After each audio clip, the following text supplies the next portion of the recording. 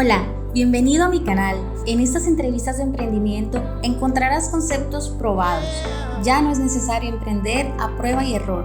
Aquí encontrarás respuestas a tus oraciones. Iniciemos. Muy buenas noches, Héctor, y bienvenido a tu canal. Aquí estamos muy contentos y nos sentimos muy honrados de tenerte presente. Gracias, igualmente. Todo un gusto que me haya invitado a tu canal para dialogar un poco con tus seguidores. Sí, la idea, como les venía diciendo, es que lo que se comparte aquí, más allá de hablar de temas de tips, que por supuesto se van a dar, es conectar con esa parte humana de tu marca, de esa historia de emprendimiento que hay detrás. Entonces vamos a empezar, ¿qué te parece?, por contarle a nuestras audiencias quién es Héctor Aquino.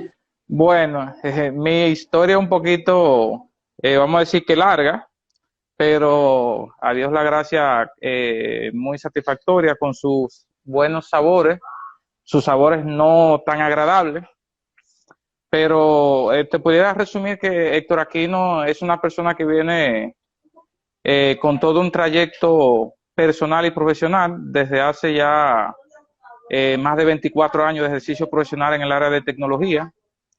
Soy de un pueblo pequeño del interior de República Dominicana que se llama Las Matas de Farfán. Allá cursé toda mi educación secundaria y de ahí pues emprendí el viaje que hace la mayor cantidad de los dominicanos que vivimos en el interior del país, pues casi siempre, en su mayoría pues decidimos abordar el viaje hacia Santo Domingo, que es donde uno típicamente pues realiza sus estudios. Mi trayecto profesional tuvo varios cambios, te pudiera decir, y porque realmente cuando yo decidí transitar hacia Santo Domingo, a la universidad, mi deseo era ser ingeniero civil. Sí, ese era Oh, todo mi sueño porque en base a eso pues desarrollé muchas habilidades trabajando con mi papá. O sea, mi papá es de un origen muy humilde, todo su trayecto fue como maestro constructor y vi muchas obras de construcción desde un terreno hasta entregar la construcción completa y eso fue inspirando el deseo mío de ser ingeniero civil.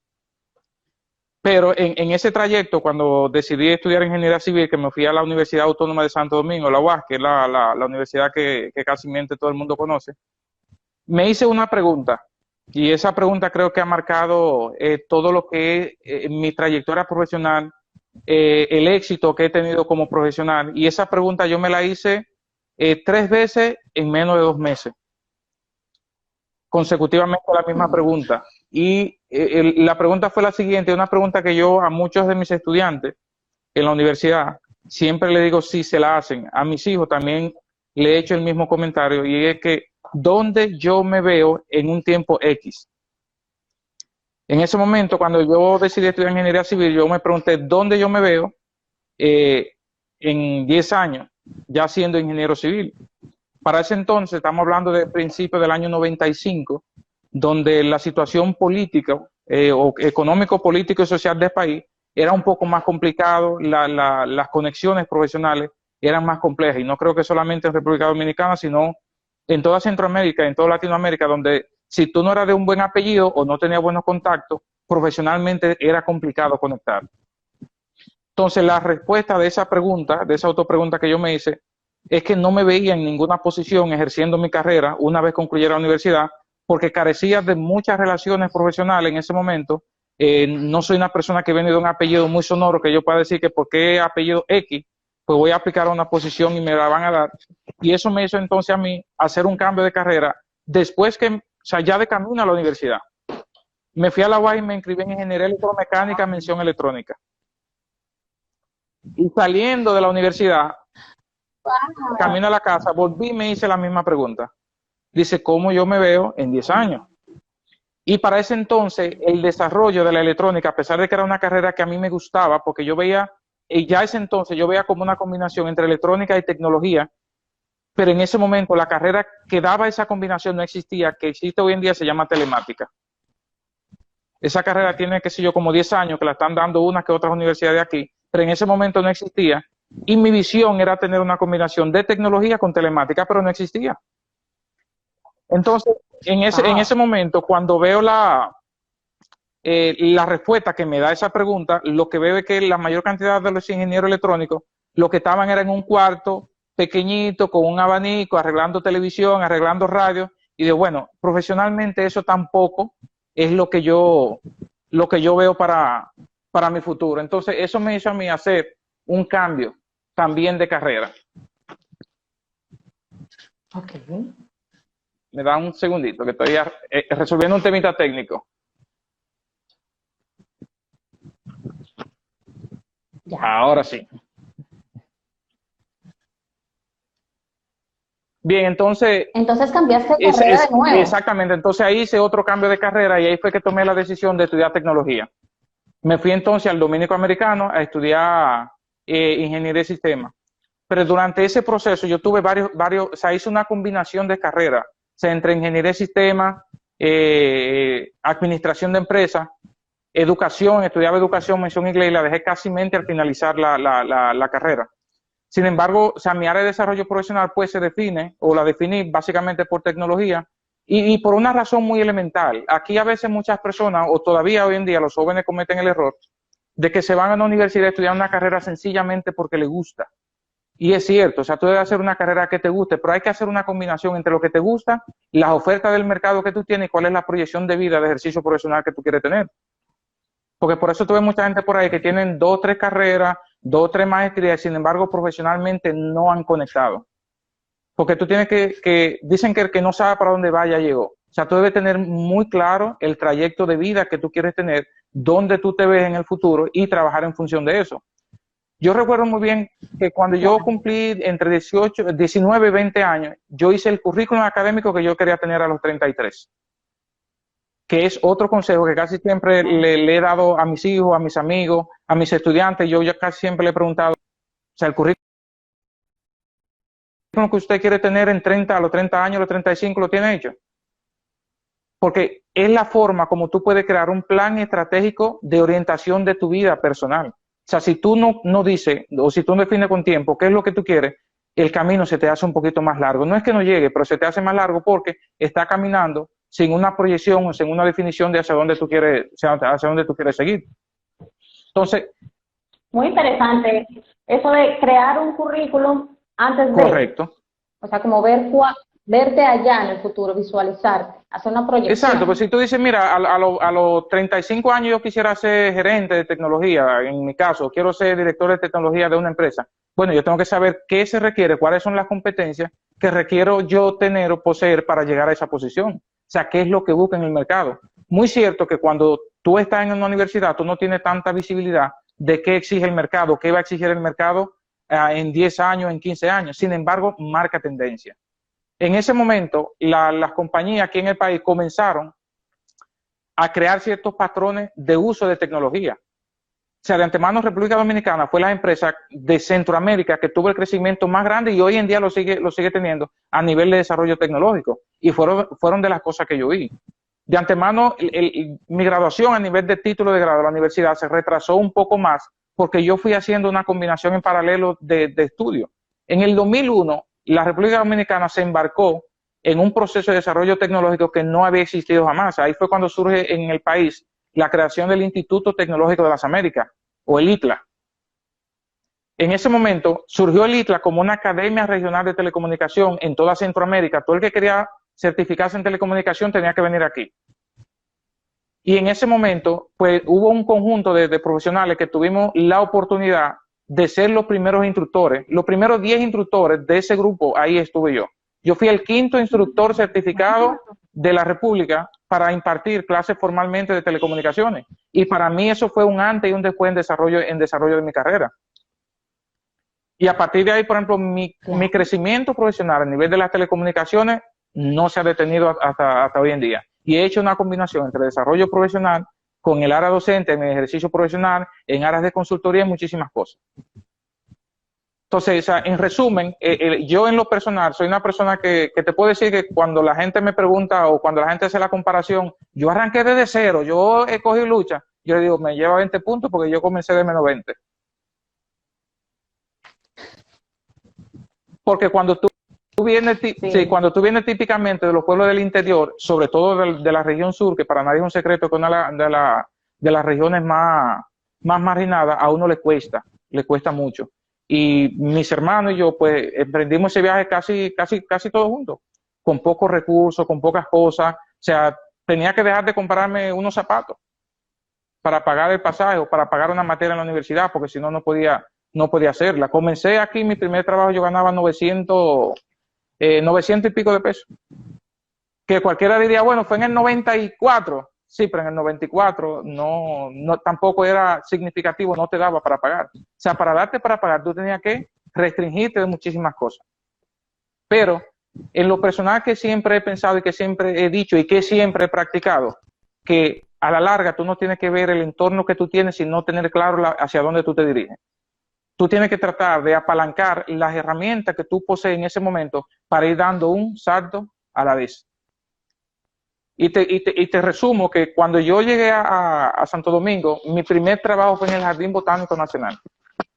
Para resumirte un poquito la vida de Héctor Aquino desde ese punto de vista.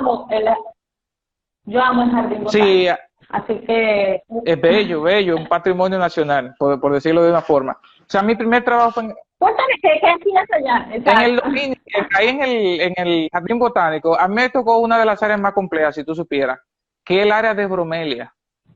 Las bromelias son matas que tienen espinas. Entonces yo pasaba mi día y salía de ahí como cuando a ti te cae un gato arriba y te aruña con todo ese tipo de cosas, lleno de espinas, pero para mí era el mejor trabajo del mundo. ¿Y tú sabes por qué para mí era el mejor trabajo del mundo? Porque fue mi primer trabajo. O sea, aquí en Santo Domingo, yo llegué sin conocer la capital. Entonces fue la primera oportunidad laboral que tuve y ahí duré como 8 meses. De ahí me ofrecieron trabajo en el Dominico Americano, que para mí ha sido una de las mejores escuelas de enseñanza, de oportunidad laboral que yo he tenido, porque me permitieron desarrollarme y crecer en base a las competencias que ellos identificaron en ese momento que yo tenía. Te comento que en el Dominico yo entré como conserje. Y cuando yo salí del Dominico, o hasta hoy en día, pero cuando decidí salir del Dominico ya que yo trabajaba full time, ya yo era profesor de la universidad. O sea, yo pasé de conserje, trabajé en todos los departamentos que tiene el Dominico. Y ellos me fueron dando, lógicamente, la oportunidad, pero basado en las competencias que ellos identificaron y que yo me fui preparando para eso. O sea, yo de antemano perseguía los puestos. Yo veía una posición y yo, bueno, en esa posición yo pudiera aplicar. Y yo averiguaba qué se requería. Si tenía que hacer un curso lo hacía, si tenía que pagar un entrenamiento lo hacía, si tenía que quedarme tiempo extra, que siempre lo hice, me quedaba a veces trabajando tiempo extra sin que me pagaran, porque yo lo que estaba buscando era experiencia. Yo recuerdo que yo trabajaba... ¿Qué edad tenías en ese momento? Qué sé yo, como 21 años. Como 21, 22. Ojo, muchachos, escuchen esto, a todos los que nos están viendo, pero también los que nos van a ver en el canal de YouTube y luego en Instagram. Sí. O sea, 21 años. Y guayando la yuca, como dicen aquí. Exacto. Bueno. O sea, yo identificaba las oportunidades que había, pero también identificaba qué se necesitaba para yo poder aplicar esa posición. Y nunca aplicar una posición que me dijeran que no. Porque una de las cosas que yo decía, no, yo lo que quiero es aprender. De antemano yo me quedaba todos los días 4 horas trabajando gratis como asistente del encargado de Dominico. Y me gusta esa estrategia. Claro, a los 2 meses de yo estar trabajándole gratis a eso, pues ellos vieron que mi rendimiento era satisfactorio y comenzaron a pagármelo como hora extra. Pero ahí yo adquirí una base de conocimiento que me permitió a mí convencer de antemano a ser un trabajador empleado e independiente. Porque con esos conocimientos ya yo daba soporte de computadora a domicilio. Cuando aquí la gente no sabe cargar con una computadora, yo me iba a la casa a darle mantenimiento, a dar un curso de Word, un curso de Excel, un curso de WordPerfect, que era el procesador de texto que se utilizaba en ese entonces. Y eso fue el inicio de todo el ambiente laboral o profesional que yo he disfrutado hoy en día. O sea, que puedo hacer como una mezcla entre experiencia de ejercicio profesional, lo académico, y entre lo académico, asesoría en diferentes entornos, porque vengo ya con una experiencia ininterrumpida en diferentes áreas de mi carrera. Me gusta cuando mencionas el tema de que ibas tomando como estos conocimientos, ibas estudiando mucho también, nutriéndote, pero practicando y entonces ofreciendo servicios fuera. Pero yo quisiera saber si en esto tuvo algo que ver el hecho de que fuera algo técnico, que, o sea, que fuera algo técnico y no, porque muchas veces nosotros pensamos, ay, ¿qué estudio? O qué voy a hacer con mi vida, y a veces uno se va por lo administrativo. ¿Qué tan fácil es entrar a hacer consultoría en algo técnico versus algo administrativo? Mira, yo siempre he dicho que hay muchos estudiantes, por ejemplo, que cometen, o muchos profesionales que cometen el error de querer dar un salto cuántico en el ejercicio profesional. Yo siempre utilizo la frase, haga su filita. Una de las cosas que yo decía, quiero gerenciar tecnología, quiero supervisar personal, pero dije, no quiero hacerlo sin pasar por todo un proceso de madurez. O sea, tú no puedes supervisar lo que tú no conoces. O sea, cuando a mí alguien me decía o me emitía una opinión sobre un cableado, por ejemplo, yo sabía cómo emitirle un juicio de valor porque yo fui instalador. Cuando me hablaba de un tema de una reparación de la computadora, yo podía emitirle una opinión de gran valor porque yo fui reparador. O sea, yo fui haciendo todo mi proceso de madurez y de crecimiento desde un soporte técnico de bajo nivel hasta un soporte técnico de alto nivel, hasta ir escalando otro nivel ya de supervisión. O sea, a nivel profesional, yo siempre he dicho que tú tienes que hacer un equilibrio, tú tienes que hacer un mundo en paralelo. Si te vas solamente por el ambiente profesional de terminar una carrera de grado, va a coger mucha lucha en el mercado. De ahí la importancia de las certificaciones, los cursos técnicos y otras cosas que tú puedes hacer en complemento, y sobre todo la experiencia laboral antes de concluir una carrera universitaria. ¿Por qué lo digo? Yo tengo ya más de 22 años ligado a los entornos académicos y conozco muchos programas de clase aquí, de colegios, de universidades y todo eso. Y los programas académicos, lamentablemente, cuesta decirlo, pero es la realidad, están divorciados de los requerimientos del mercado. Y ese divorcio que hay entre los programas académicos, entre los currículos académicos de las universidades y lo que requiere el sector empresarial, es lo que hace que los profesionales cojan mucha lucha para escalar. Y te pongo el ejemplo, tú sales graduado en tecnología, pero en tecnología, ¿cuántas áreas de desarrollo profesional hay? Hay muchísimas. Tú te vas por infraestructura, te vas por telecomunicaciones, hay muchísimas. Pero en cada esa área tú tienes que desarrollar competencias técnicas que te permitan decir, en esto yo me puedo desarrollar, aunque tengas conocimientos elementales. Tú te vas por el área de ingeniería civil, un ingeniero no es simplemente varilla y cemento. O sea, tiene que tener una cantidad de conocimiento. Tú ves un médico general básicamente es un obrero de los especialistas. Y así sucesivamente. Un ingeniero industrial tiene que hacerse una especialización o en logística, o hasta en gestión de recursos humanos, o en proyectos, para hacer una conexión, pero eso no te lo dan en la universidad. Eso son formación que tú haces totalmente en paralelo al desarrollo de tu carrera profesional. Otro error elemental que yo entiendo, por ejemplo, que cometen muchos jóvenes de hoy en día, terminan una carrera de grado a los 21 años y a los 21 años y un mes están haciendo una maestría. Ahora tú te preguntas, ¿para qué? ¿Cuál es el objetivo de hacer una maestría? ¿Es tener un título que ya tú hiciste una maestría o es tomar un conocimiento, afianzar ese conocimiento basado en la experiencia que ya tú tienes para decir, en esto yo soy un máster? Porque es lo que significa ser un máster. Es decir, en esto yo soy bueno. Ahora, tú no puedes saber si tú eres bueno en algo si tú no lo has ejercido. O sea, se dice que del dicho al hecho hay mucho trecho. Entonces, por eso digo, hay que caminar y hay que hacer su filita. Termine su carrera de grado, haga en paralelo una formación técnica, aprenda un idioma, algo importantísimo también, que a veces también se va un poquito de desenfoque los estudiantes. Hay que dominar un idioma, sobre todo inglés. ¿Por qué? Los países de habla hispana, la mayoría, lamentablemente, no creamos nada. La mayor cantidad de las cosas se crean en los países de habla inglesa. Entonces, si tú no dominas un idioma, tú vas a ser el último a adquirir conocimiento porque tú vas a esperar que alguien lo traduzca a tu idioma. Entonces, todos los libros están en inglés, la mayoría están en inglés. Entonces, tú tienes que ir acompañando, tú tienes que hacer todo eso. O sea, quizás lo que nos están escuchando, lo que van a ver la van a decir, bueno, pero es tan complejo. Sí, es complejo. O sea, si te digo que no, te hablo mentira, es complejo. Pero yo digo, si fuera fácil, todo el mundo llegara. Entonces no es fácil, o sea, es mucho el esfuerzo, es mucho sacrificio. Cuando yo te dije, vamos a hablar del dulce de sabor amargo del éxito del emprendedurismo, me estoy refiriendo a eso. O sea, es muy bueno tú decir, llegué, pero no es fácil.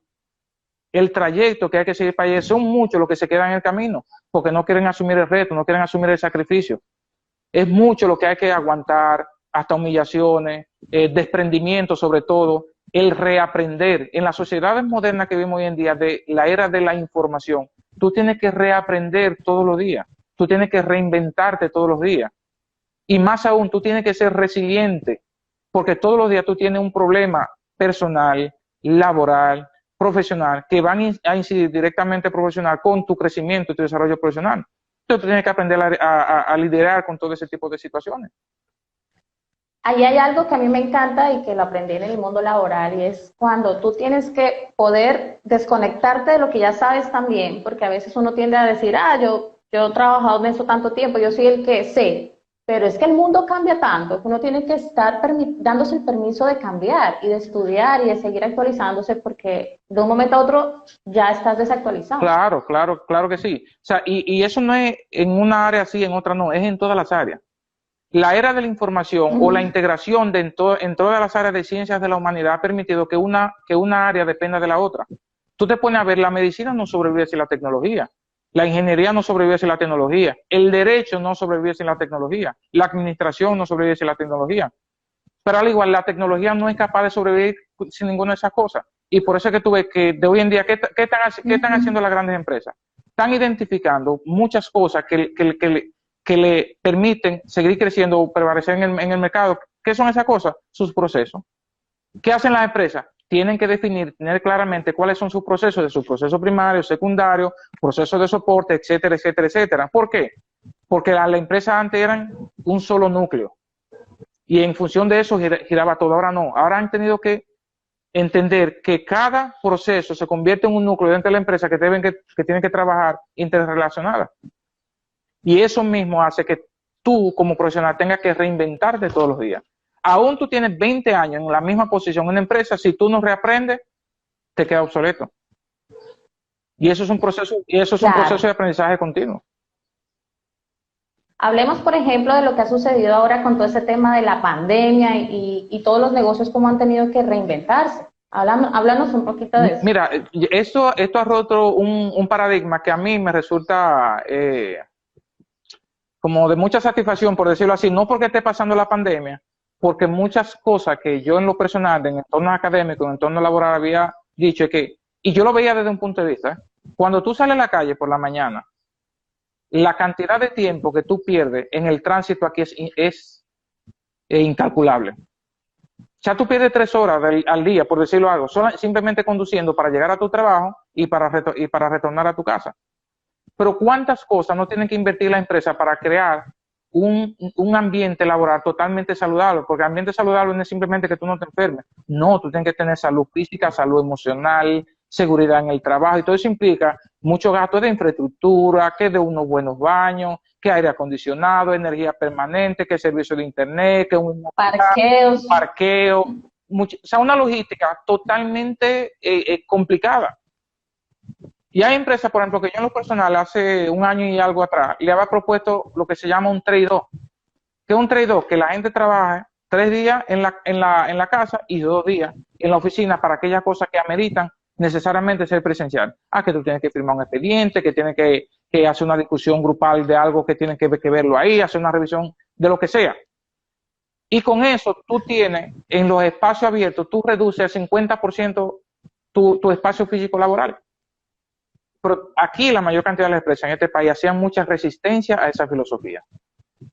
Pero esto viene por un tema cultural, algunas creencias que nos impiden avanzar hacia esa sí, mira, yo lo veo porque aquí hay un tema de educación en ambos sentidos.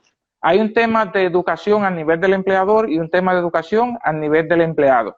¿A qué me refiero? Muchos empleados todavía por temas de educación, de disciplina, sobre todo, entienden que el hecho de estar trabajando desde la casa no quiere decir que no tengan que cumplir un horario o cumplir con una responsabilidad.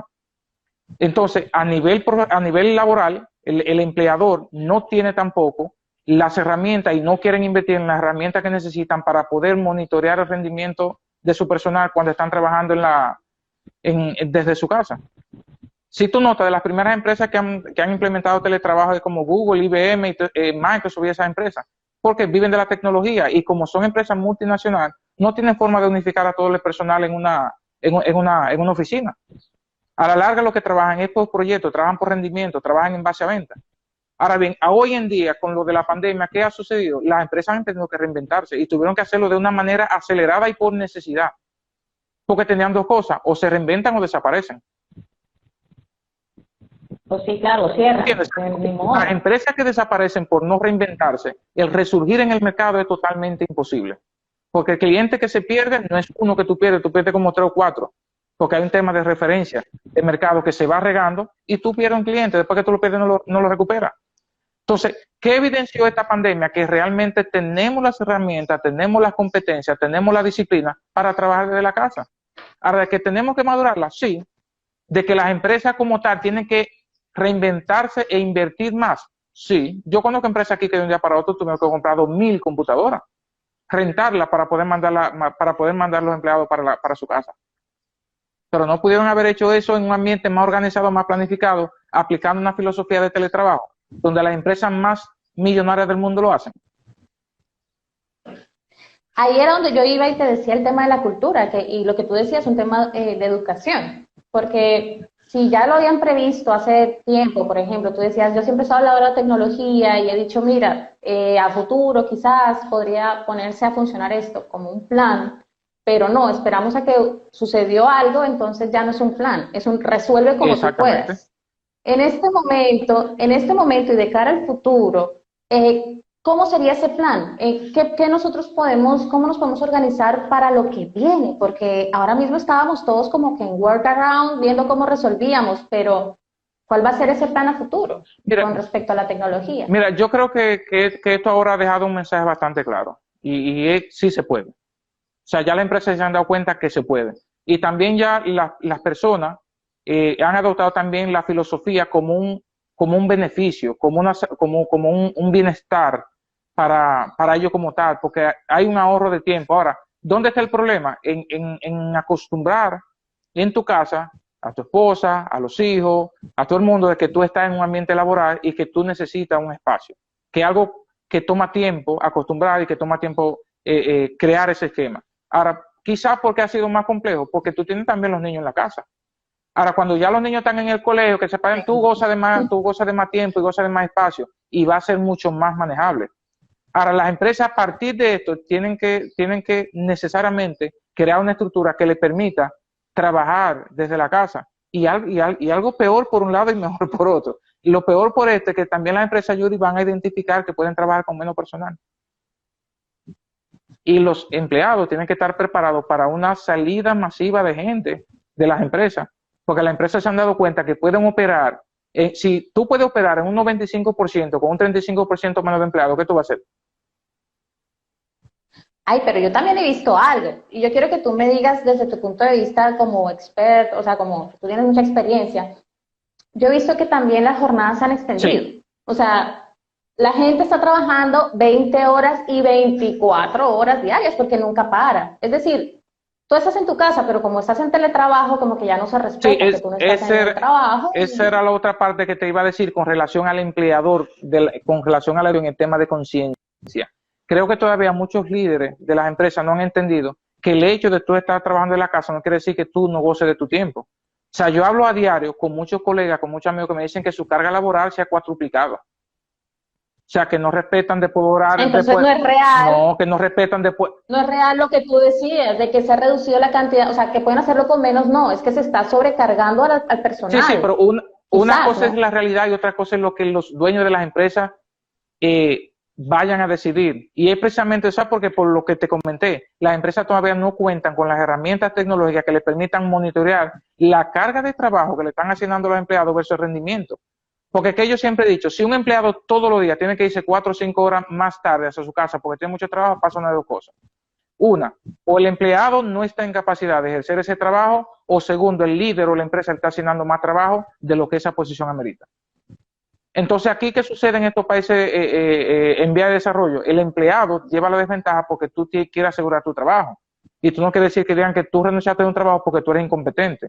Y a veces que termina el empleado estresado, enfermo, con un estrés laboral que no aguanta, y por eso la estadística no falla. Pero la estadística dice que más del 70% de los empleados no les renuncian a la empresa, les renuncian a sus líderes, les renuncian a su supervisor. Y es porque hay un tema de asignación laboral, y eso que tú dices tiene toda la razón. sea, ahora se ha evidenciado, cuando tú ves que una gente desde su casa está trabajando 12 y 14 horas, ¿qué te hace pensar a ti que cuando estaban en la empresa no trabajaban las 14, pero no trabajaban 10? Porque si salían a las 5, tú no ves nadie saliendo a las 5 de la oficina. Salen a las 7, a las 8 de la noche, porque están adelantando un trabajo que al otro día se cuatruplica. ¿Qué indica eso? O sea, que... Bueno, ese es un tema muy importante, porque de todas maneras, cuando vienes a ver el rendimiento, llega un punto en que el personal se te agota. Sí, claro. Y se te agota y se te va. Sí. Y se te va, porque como quiera, o emprende o se va a otro sitio, pero cuando ya el cansancio es demasiado, la persona no lo aguanta, no lo puedes, o sea, somos humanos, ¿no? Exactamente. Entonces, eso son cosas que hay que verlas. Pero en definitiva, yo creo que las empresas se han dado cuenta que el teletrabajo funciona, que pueden hacerlo. Creo que la gente también se está acostumbrando y lo ha visto como una buena o una forma diferente de trabajar. También sucede otro punto que se ha visto hoy en día, y es que la gente se ha dado cuenta que existen oportunidades laborales que antes la gente no sabía que existían. Si tú ves las ofertas de trabajo que hay para tú trabajar desde la casa, 4 horas, 6 horas, 8 horas, o que te pagan por hora, es impresionante. Y la gente ahora está viendo un punto de referencia para poder emplearse. Si tú no puedes emplearte 8 horas completas, dices, bueno, yo voy a coger un trabajo part-time y lo voy a hacer desde mi casa porque tengo otro compromiso. Por ejemplo, están los emprendedores que tienen negocio. O sea, pero el que está emprendiendo un proyecto no necesariamente va a prescindir de sus ingresos profesionales para depender solamente del proyecto que está arrancando. Sin embargo, puede hacer un equilibrio si puede hacer un teletrabajo. Tú puedes trabajar en una multinacional desde tu casa y tú dices, no, mi jornada laboral es 6 horas. Trabajé 6 horas por una empresa y las otras 6 horas de las 12 horas que yo quiero dedicar a laborar lo voy a dedicar a mi proyecto personal. ¿Qué es lo mandatorio? O sea, tú tienes que hacer, cuando tú emprendes un proyecto, tú tienes que hacer un equilibrio, que es uno de los grandes errores que cometen los emprendedores en este país. Que quieren, o sea, cuando arrancan un proyecto, entienden que la cosa va a despegar de una vez y sueltan el fijo para apalancarse simplemente en el proyecto que tienen, y eso hace que entonces la inversión que hacen en un nuevo proyecto se le vaya de boca, porque le crean una carga que el proyecto nuevo todavía no soporta. El emprendimiento, porque Héctor, está fenomenal. Me gustaría que empecemos a contar entonces esa historia de cómo nace esa idea tuya de emprender, de por dónde empieza, y que nos cuentes toda esa historia detrás del emprendimiento, la parte humana, la que es la parte difícil. Te decía, Héctor, que vamos ya a pasar entonces un poquito a hablar de ese primer emprendimiento que tú tuviste. ¿Cómo te llegó esa idea? ¿Cómo tú empezaste? ¿Cuáles fueron esos obstáculos que pasaste? Nos gustaría que nos cuentes sobre tus emprendimientos y al final que llegues a decirnos qué negocios tú tienes ahora para todos nosotros, sin conocer y todo eso. Entonces, todo. Mira, la idea realmente de emprender viene motivado por varias razones. Tú sabes que todavía República Dominicana lamentablemente no cuenta, o sea, tú puedes pasarte la vida entera trabajando y tú tienes que crear tu propio plan de pensión o tu propio plan de retiro.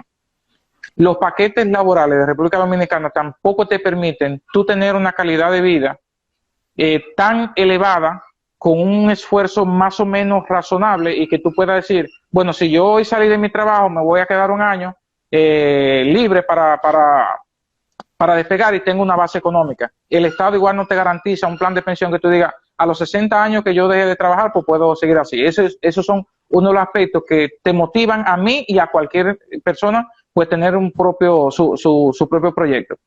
En mi caso, yo he sido emprendedor desde hace muchos años en diferentes entornos. Te estoy diciendo desde tener un colmado hasta tener un centro de entrenamiento, dar entrenamientos de manera individual, que son de las cosas que yo he hecho, a tener bar, tener restaurante, ser asesor, muchísimas cosas.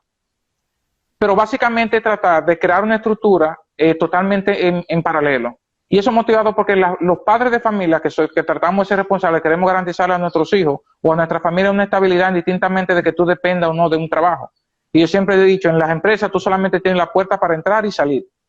Tú no eres propietario de eso. Ahora, tú vas a hacer un trabajo con excelencia porque es lo que marca tu referencia profesional. Sin embargo, tu estabilidad, tú tienes que buscarla desde otro punto de vista. Sin embargo, no es fácil. Y vuelvo y repito la frase cuando dije ahorita, no es fácil. La gente cree que es fácil, no es fácil.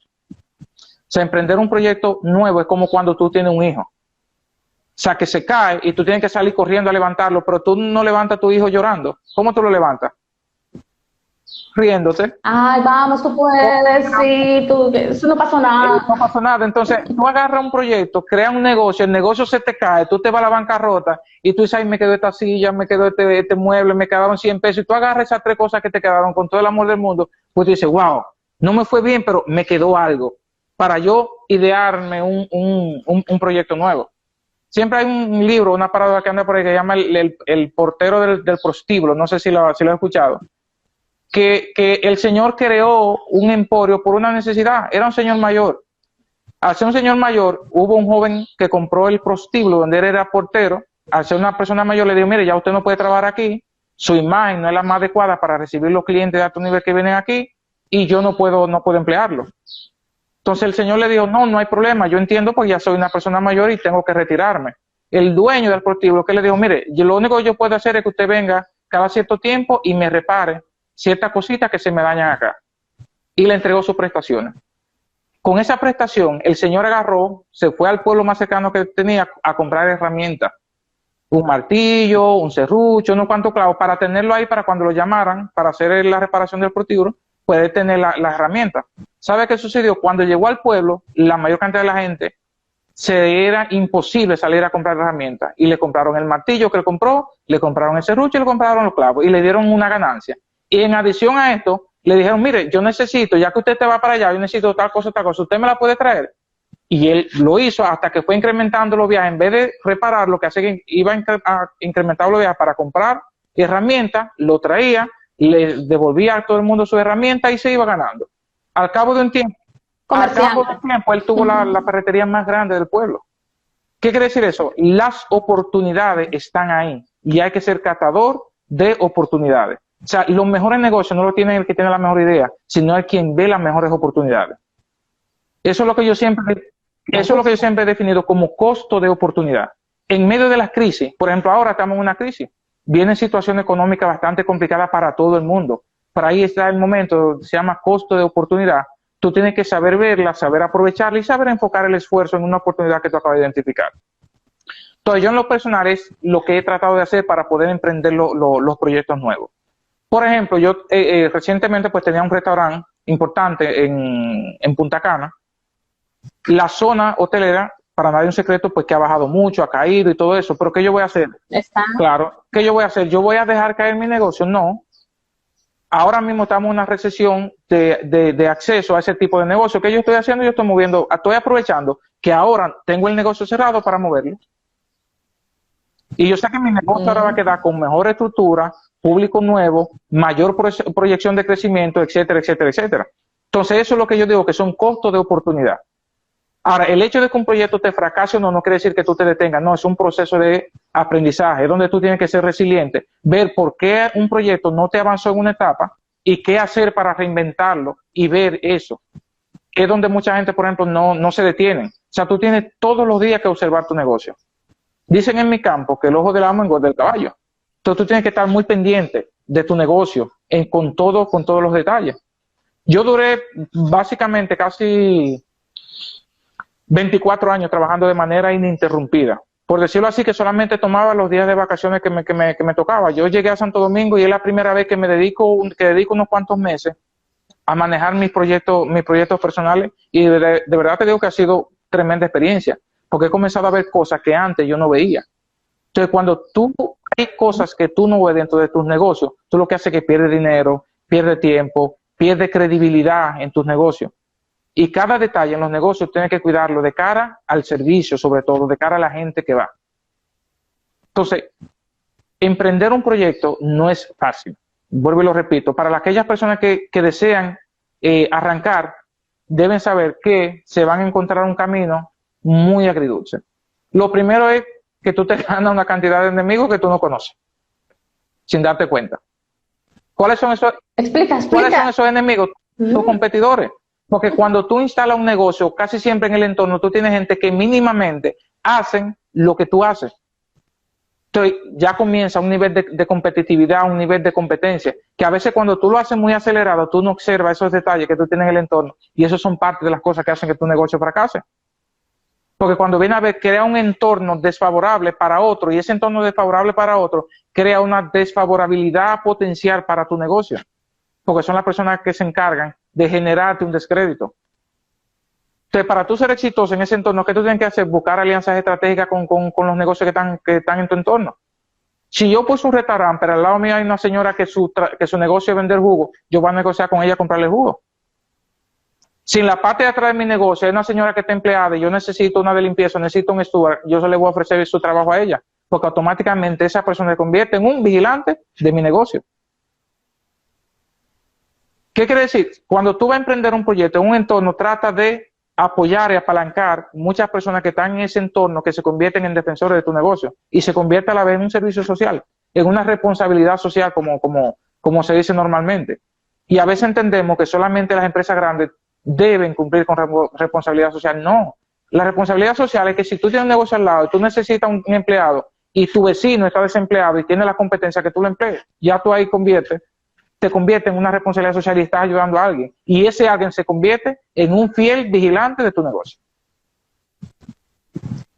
Me encanta eso que mencionas, porque justamente esas entrevistas de emprendimiento tienen que ver con eso, con, bueno, yo tengo mi empresa que se encarga de talleres, de habilidades blandas, de proyectos y todo esto, pero ¿qué vamos a darle? ¿Qué vamos a contribuir a la gente ahora con toda esta crisis que hay? ¿Cómo la gente puede organizarse mejor y todo esto? Se me ocurrió, vamos a entregar entrevistas de empoderamiento humano para que la gente saque de abajo y ponga su negocio. O sea, hay muchas opciones hoy día. Claro, y algo tú sabes que pasa con mucha frecuencia y que debe quedar como un mensaje, sobre todo para los amigos y las familias de los emprendedores. Señores, cuando se emprende un proyecto, no lo drenen, consúmanle. Pues yo siempre he dicho, todo el mundo, si yo tengo un restaurante, eventualmente Yuri sale a cenar o sale a almorzar.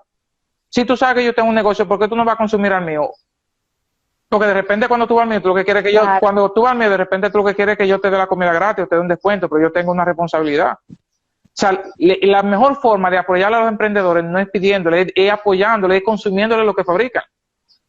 Todo el que me conoce a mí, todo el que me conoce a mí sabe que cuando yo tengo la oportunidad de dar a ganar 50 pesos, yo busco una persona conocida. Lógico, que no me vaya a quedar mal. Pero yo siempre he trabajado con alianzas de negocio, con gente que realmente me pueden apoyar y gente que yo sé que están emprendiendo al igual que yo y que nos apoyamos mutuamente. Si yo voy a vender carne cocida, yo se la voy a comprar a un amigo que está vendiendo carne cruda. Si yo voy a buscar vegetales, yo se la voy a buscar a un amigo que tiene un puesto en el mercado, porque él necesita vender, yo necesito sus productos para yo transformarlo y venderlo más para adelante. Entonces, eso es algo que es importantísimo. Otro elemento clave en el emprendimiento es el respeto a las negociaciones con tus proveedores y suplidores. O sea, es mejor que tú quedes mal tú o que tú te sacrifiques tú directamente y no sacrificar a tus proveedores. Porque la relación con tus proveedores es lo que hace que tú mantengas tu negocio, que es muchos de los errores grandes que cometen los emprendedores al inicio. O sea, hay que tener un colchón. Danos un ejemplo. Hay que tener un colchón base para tú no darle mal en una línea de crédito, por ejemplo, a un suplidor. O sea, yo tengo un negocio que es de carne. ¿Cuáles son mis herramientas principales? Yo no puedo vender si yo no tengo un suplidor bueno de carne. Si un suplidor de carne que yo te voy a dar una línea de crédito a 30 días, yo tengo que pagarle. Aunque yo no cobre salario, aunque tenga que afectar ciertas cosas que sean de menor importancia, ese suplidor que es de mi herramienta básica, yo tengo que cumplirle. Y puse ese ejemplo, pero en sentido general, tus suplidores son tus mejores aliados y son parte de tu equipo de trabajo. Y tú tienes que verlo como... Me gusta. Eso tiene que ver con desarrollo de proveedores. O sea, si yo tengo una persona que está saliendo de abajo, empezando, pues ¿cómo le mato su capital? Exacto. O sea, le estoy matando su negocio. Claro, claro. Y aparte que le está matando su negocio, está matando la proyección. Tu proveedor. Claro, y mucha gente también que dependen de ti. O sea, hay algo importantísimo en todo esto. Tú no te imaginas, por ejemplo, para mí lo complicado que yo tengo 3 negocios, ahora los 3 negocios por la pandemia, yo tuve que entrar en una fase de suspensión. Yo tengo una cantidad de personas que yo pude entrarlo en fase y pude compensarlo, pero hay otras que no, que son extranjeros y que están ahí y que yo no lo voy a despedir porque son buenos colaboradores. ¿Entiendes? Pero uno tiene que asumir un costo sobre eso. Entonces tú tienes una carga arriba que tú no te imaginas. Y cualquier emprendedor debe tener claro que en su momento le va a tocar esa responsabilidad. Y que en su momento eso puede crearle una inestabilidad dentro de un proyecto que está emprendiendo. Pero si le pone más hacia adelante, siempre ve una luz en el camino que lo mantiene siempre motivado. Por eso los proyectos, sobre todo, hay que ponerle mucha pasión, persistencia y consistencia.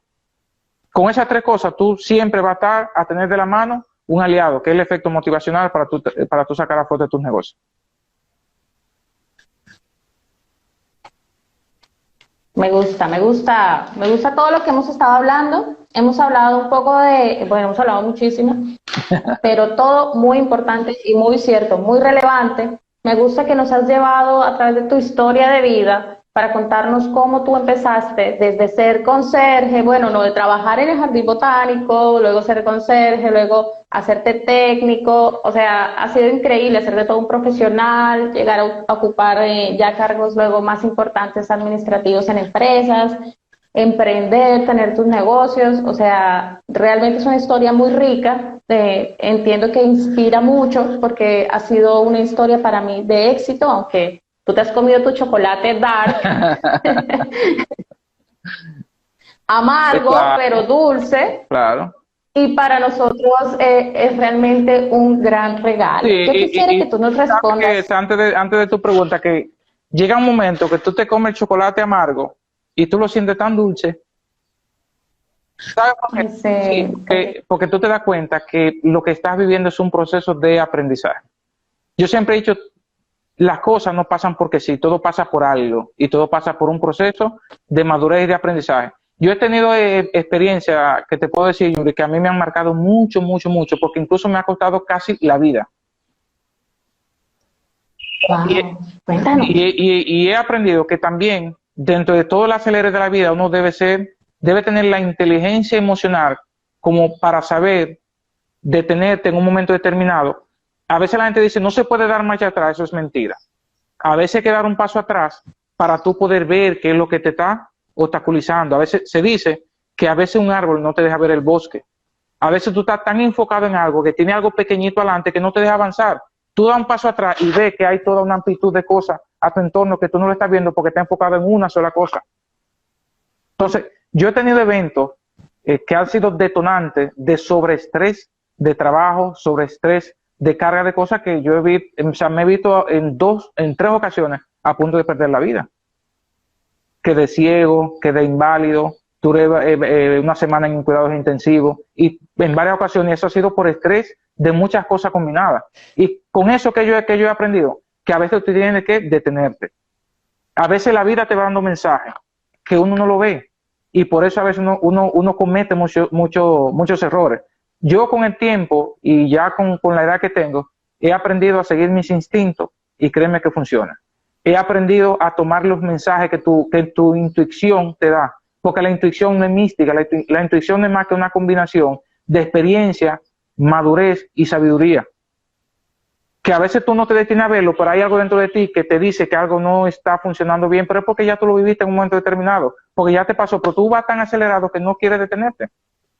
Entonces es importante saber detenerse en un momento determinado, dar un paso atrás y ver qué es lo que te tiene la vida.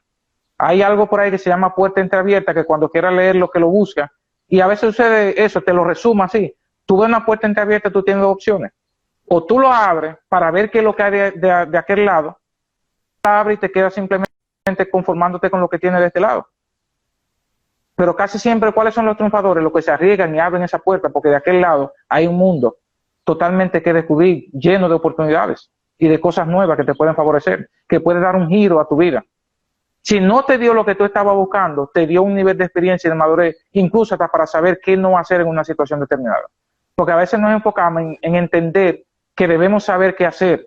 A veces yo creo que es más importante entender y saber qué no hacer.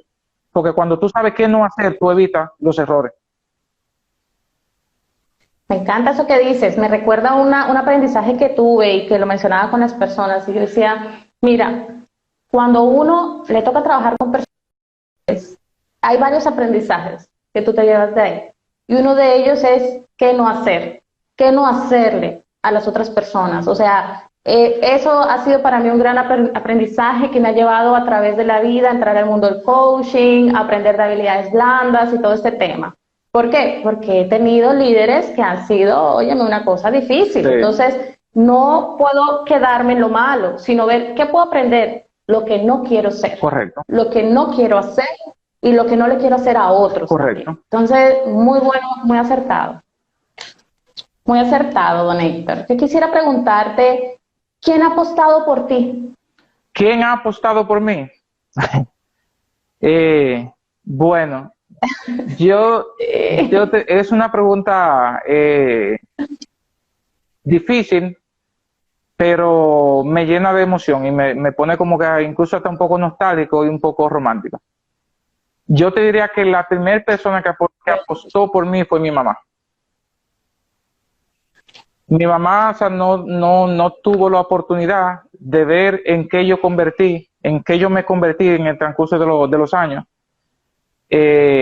A raíz de que ella, cuando yo tenía 15 años, 14 años, ella siempre le decía a mi papá, ese va a ser el hombre de la casa. Tan bella. Para mí ha sido la persona que más ha apostado a mí y que más me identificó. Y quizás porque yo fui un niño muy, ¿cómo te digo?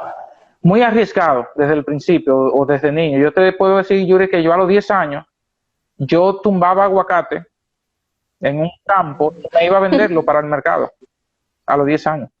Ay, tan bello. Si en mi casa no había de comer, yo me hice una caja de limpiar zapatos y yo me iba para el mercado a limpiar zapatos. Y tú sabes qué yo hacía con ese dinero, que a veces hacía 40 centavos, 50 centavos. ¿Sabes qué yo hacía con él? Se lo daba a mi mamá. ¿Qué tú hacías? Se lo entregaba completo a mi mamá. Como debía ser. ¿Entiendes? Entonces, nunca se me va a olvidar cuando 2 meses, 3 meses antes de mi mamá morir, cosa que a mí me marcó mucho, porque todo el que me conoce sabe que hay otras habilidades a veces que uno posee que a uno no la dice, pero yo sabía que mi mamá iba a morir porque lo había tenido en una revelación y eso a mí me marcó mucho. 3 meses antes de ella morir yo lo sabía y yo se lo dije a mi familia, pero nadie me creía. Y 2 meses antes mi mamá me dijo, mira, yo sé que voy a morir, pero necesito que te encargues de mis hijos y que te encargues de tu papá.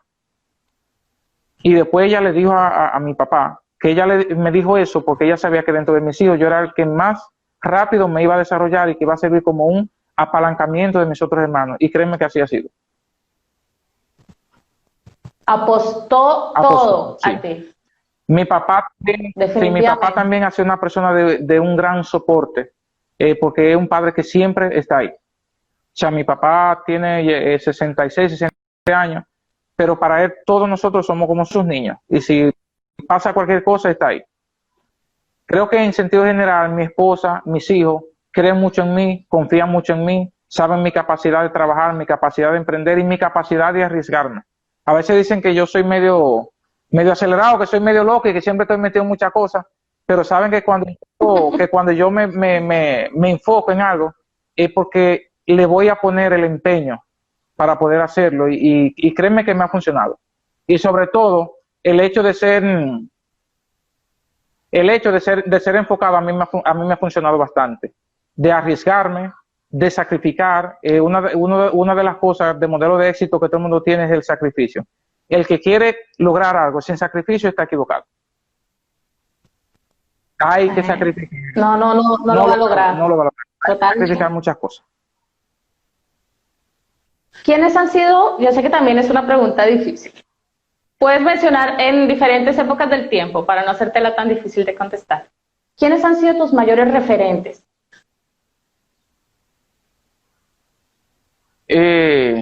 Mira, esa pregunta es difícil porque tú sabes, por ejemplo, que algo extraño que yo tengo, Yuri, es que yo soy muy poco admirador de grandes personajes.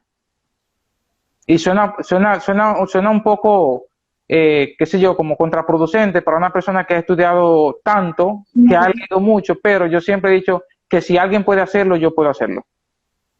Y yo lo que veo son marcos de referencia en el cual yo me puedo guiar para decir, bueno, yo quisiera ser así, y analizo a esa persona y trabajo para llegar ahí. Pero he sido una persona con un nivel de forma de pensar muy independiente. Y si te puedo decir, por ejemplo, que sigo un personaje, no soy de mucho seguir decir que fulano es mi patrón a seguir. No. Porque yo, como te dije al principio, el hecho de yo tener la capacidad a los 17 años de preguntarme dónde yo me veía en tantos años, para mí, hoy que tengo 45 años de edad, para mí fue una de las preguntas más inteligentes que yo me he hecho en toda mi vida. Me doy cuenta hoy porque eso marcó un antes y un después y definió mucho lo que yo soy hoy en día. El tener la capacidad a los 17 años de poder saber que una decisión que yo tomara en ese momento me iba a marcar a futuro, para mí eso fue muy inteligente. En ese momento yo no lo sabía. Pero yo creo que las preguntas adecuadas en el momento correcto es lo que define nuestro futuro, que son de las cosas donde yo entiendo que la gente comete más errores. Y en esos momentos donde tú tienes que tomar una decisión, hacerte una pregunta para tú poder seguir avanzando. Y si tú no te haces la pregunta adecuada, tú vas a tomar las decisiones incorrectas. Si se nos llega a cortar el live, disculpa, si no se nos llega a cortar el live, retomamos, ¿ok? Okay. Vuelven acá que los vamos a estar esperando. Sigue. Sí, entonces eso para mí es importante. Yo sé que marcó mucho lo que yo soy hoy en día. El haber hecho el momento correcto. Y consecutivamente me la hago. No que hoy en día yo no me la hago. Ahora yo me la hago con más frecuencia porque tengo más frente abierto. Tengo negocio, tengo trabajo, tengo muchas cosas, tengo mi familia, entonces tengo que hacer un equilibrio entre la familia, el trabajo, el emprendimiento, ver cómo dedico tiempo a cada una de las cosas, cómo hago un equilibrio emocional, porque ya uno va cruzando una vida totalmente diferente, ya uno tiene, gracias a Dios, ciertas cosas garantizadas y tus prioridades comienzan a cambiar. Hay estudios que hablan sobre el estudio de la felicidad, donde yo estoy ahora mismo en la segunda etapa de ese estudio, que es de los 40 a los 50, que está por ahí lo que se llama la U de la felicidad. O sea, en esta etapa es donde tú tienes tu mayor rendimiento económico, sin embargo, es donde tu nivel de estrés típicamente es más alto, porque tú tienes mucho frente abierto y tienes mucha probabilidad, incluso hasta de enfermarte, de decepcionarte, pero tiene algo importante. En esta es la etapa donde tú dices, en eso yo soy bueno y nadie tiene que cuestionártelo ni decírtelo. Porque ya tú tienes ya tú tienes una definición de ejercicio profesional probado. ¿Qué es lo que yo siempre he dicho? A los 40 años ya tú sabes en qué tú eres bueno en tu carrera. Porque el modelo de éxito nadie lo define en menos de 20 años. Yo siempre he dicho eso, ha sido lo que he visto. Tú ves un beisbolista y dicen, bueno, ese muchacho es millonario a los 35. Sí, pero ¿hace cuántos años está jugando béisbol? Desde los 10. ¿Cuánto tiempo le tomó llegar ahí? 25. ¿Cuántas personas llegan a ser gerente o director de una empresa antes de los 30 años?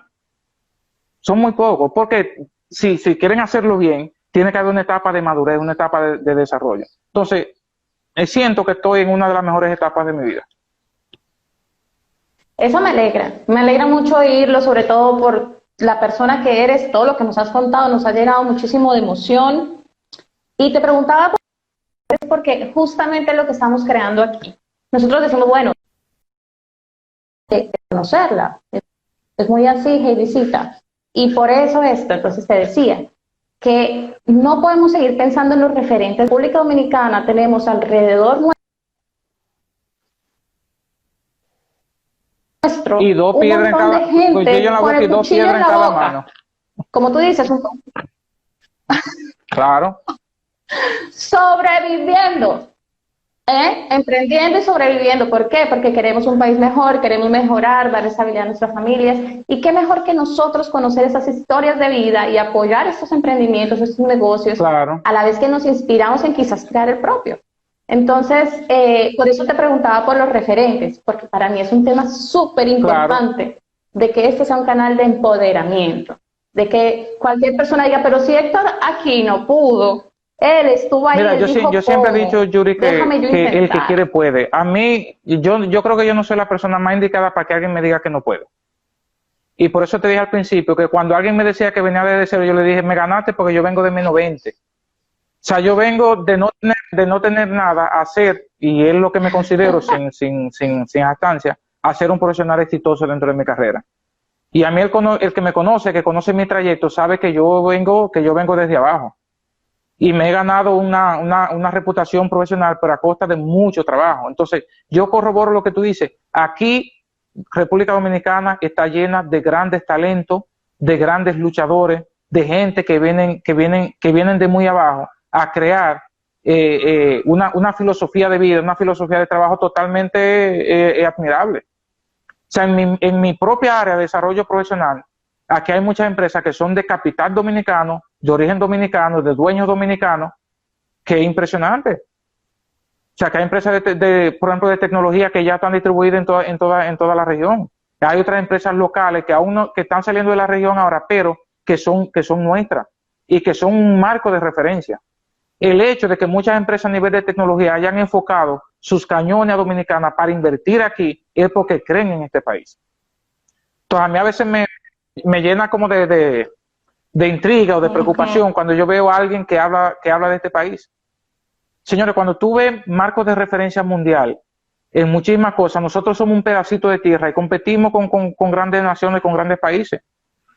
Entonces, aquí estamos llenos de talento impresionante. Una de las cosas que más tenemos es que tenemos don de gente. Y eso es invaluable. Eso no te lo enseñan en ninguna universidad, no te lo enseñan en ningún sitio. Somos afables, somos un país dulce, un país lleno de gente cálida. Y el hecho de venir de abajo nos desarrolla un nivel de colaborar hasta con el que no conocemos.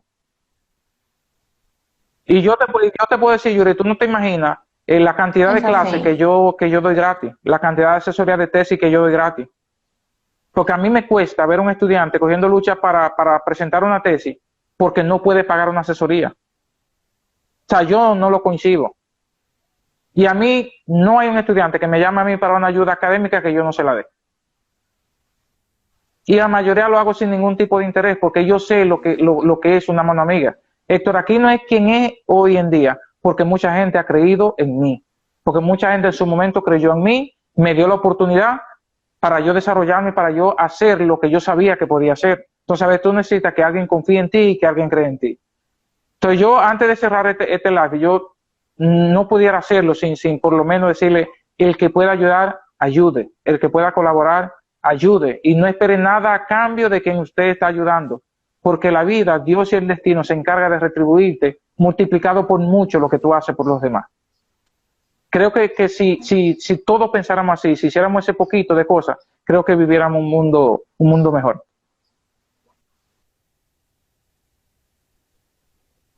Yo creo que sí, por eso yo quiero invitar a todas nuestras audiencias a que me sigan, a que te sigan, porque normalmente lo que yo estoy haciendo es esto, entrevistas de emprendimiento, para que todos conozcan las historias humanas detrás del emprendedor, del negocio, como digo yo, el empresario de su sueño.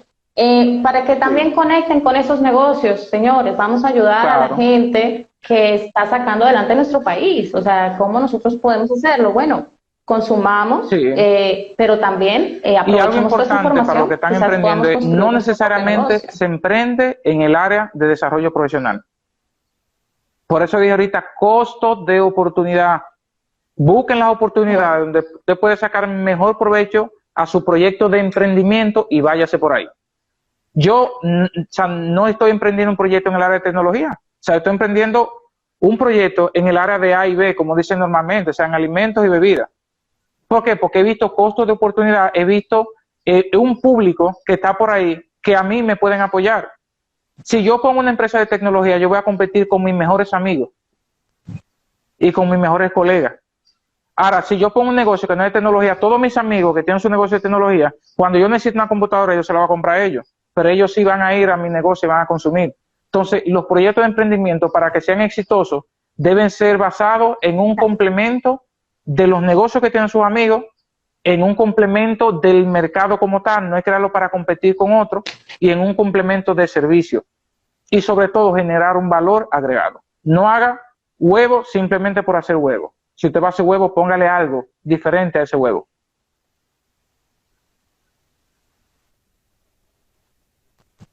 Eso que acabas de decir es muy importante y es el tema de la innovación. Háblanos un poquito de la innovación. Existe un concepto que se llama innovación y vigilancia tecnológica. Y el hecho de ser tecnológica no quiere decir que esté orientada a tecnología. Y es que en el momento, por ejemplo, que tú estás gestionando, sea una división en un área, una empresa o tu propio negocio, tú tienes que estar constantemente buscando información y observando lo que hacen la gente que hacen lo mismo que tú. Porque siempre he dicho, es muy difícil, o sea, crear no es tan fácil. Hay muchas cosas que están creadas, lo que pasa es que tú las desconoces. Entonces tú lo que haces es que observa lo que otro hace, tú captas esa idea, la mejora y la implementa la integra dentro de tu proceso de negocio. Pero siempre hay que estar vigilante y hay que ser lo suficientemente humilde como para aceptar consejos y sugerencias. Porque a veces lo que tú no ves, alguien lo ve. Pero a veces somos tercos, somos con un pechito parado, como decimos, y no aceptamos sugerencias ni consejos. Entonces, importante, estar vigilante de lo que hacen los demás con relación a lo mismo que tú haces.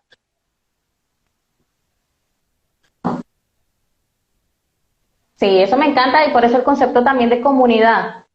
Ese tipo de comunidades de empoderamiento, de emprendimiento, es muy bueno porque tú te rodeas de gente que está en lo mismo. Entonces, más allá de decir vamos a competir o que te dé miedo de decir tu idea porque alguien más la va a hacer, quizás tú dices tu idea y te dicen, no, es que espérate, ¿qué estás pensando? O sea, tú no lo has visto de esta manera. Claro. Y funciona. Mira, yo hace un mes rodearse me de uní a un personas que grupo estén que se haciendo llama lo mismo. Esperancita. Lo pueden buscar, está en internet. Es una especie de un chatbox, es un portal donde ofrecemos asesoría totalmente gratis. O sea, a los emprendedores le ofrecemos asesoría gratis de tecnología, de telemarketing, de proyectos, asesoría legal, asesoría económica. Entonces, allá vemos un grupo de profesionales diversos que damos ese servicio totalmente gratuito. Lo pueden buscar, se llama así Esperancita a través de, y es un chatbox. Y eso es impresionante. O sea, hay mucha gente, exacto, que se conecta ahí, tiene un requerimiento y uno por ahí lo asiste de manera gratis. O sea, a mí que me cuesta dedicar 4 o 5 horas cada 15 días a orientar a alguien, a mí eso no me cuesta nada. Cuando la persona que hizo estructuró el proyecto me hizo la propuesta, yo le dije una vez que sí, porque es lo que yo he hecho toda la vida. O sea, yo decir un no a alguien que requiere una información, no me cabe. Ese es Héctor Aquino. Excelente. Bueno, Héctor, me ha encantado, hemos cubierto los temas, me ha encantado, hemos compartido toda tu historia, lo que detrás del emprendedor y del empresario de su sueño que eres tú. En verdad que nos conmoviste, nos inspiraste y yo sé que hay mucha gente aquí que se ha empoderado y dice, bueno, yo sí puedo, cuento con asesoría, cuento con facilidades, también está mi canal, por supuesto, que es de empoderamiento, tenemos el libro que tengo para ustedes, que es Dale Vida a Tus Proyectos, que es básicamente un libro de lectura muy pequeño, con el cual a través de ciertas preguntas tú formulas tu plan. ¿Y por qué es importante? Porque empezar de la nada, tú como a probar qué es lo que tú vas a hacer, no es tan factible. Es importante empezar por definir realmente qué te gusta, en qué tú eres bueno y todo esto. Entonces empieza con una sesión de preguntas de coaching, que es básicamente encontrar tu propósito y qué es lo que te gustaría hacer, para luego entonces entrar a una fase de preguntas, pero ya de planificación. La idea es que esto sea muy fácil, dale vida a tus proyectos, es un libro que quiero invitarte a leer también, Héctor, para que lo pruebes, lo apliques en tus emprendimientos y luego vengas aquí y nos des tu feedback. ¿Qué te parece? Cuenta con eso. Va a ser para que hablemos de cómo te funcionó. O sea, yo tengo los recursos gratuitos del libro, están en mi página web, yuripinilla.com, donde los pueden descargar, imprimirlos e ir respondiendo y hacer su plan. La idea es que esto sea sencillo, por lo tanto me pueden contactar si tienen cualquier pregunta para también ayudarles. Y este es mi proyecto de responsabilidad social y espero que les guste, que lo usen, que le saquen provecho. Yo le he invertido mucho tiempo a crearlo y en verdad que para mí, sí, mucho, sobre todo mi hija Lulu, que tiene 1 año y medio, o sea, yo todavía recién ella nacida y todo eso fue que yo empecé con el tema del libro, a crearlo y todo eso. Luego yo les haré mi historia cuando ya vayamos a esa entrevista.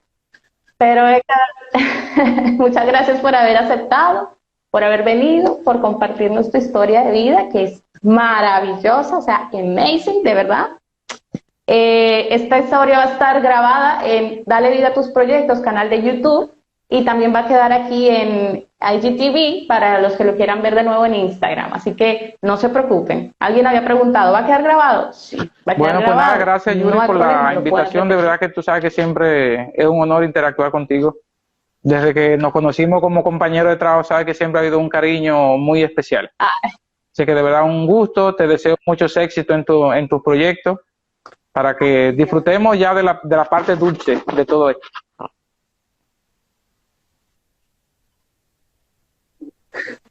Vamos a comer nuestro chocolatico y un día reunirnos y tomarnos quizás un café, a conocer ese restaurante que tú vas a abrir ahora aquí en Santo Domingo. Sí, ya bueno, Cuéntanos ya el eso restaurante antes de está irnos, ya un para 90% terminar. listo. Yo entiendo que ya en 15 días pues estamos totalmente listos para operar. O sea que va a ser estamos tratando de hacer algo bonito para que sea un ambiente bien familiar. Va a tener área ejecutiva, área de terraza, va a estar frente al mar, o sea que va a ser un ambiente bien acogedor.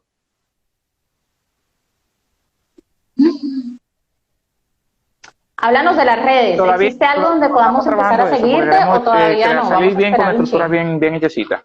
Y hay otro proyecto también otro proyecto ya 100% académico que estoy estructurando con unos socios de negocio que más adelante pues también le daré las buenas noticias.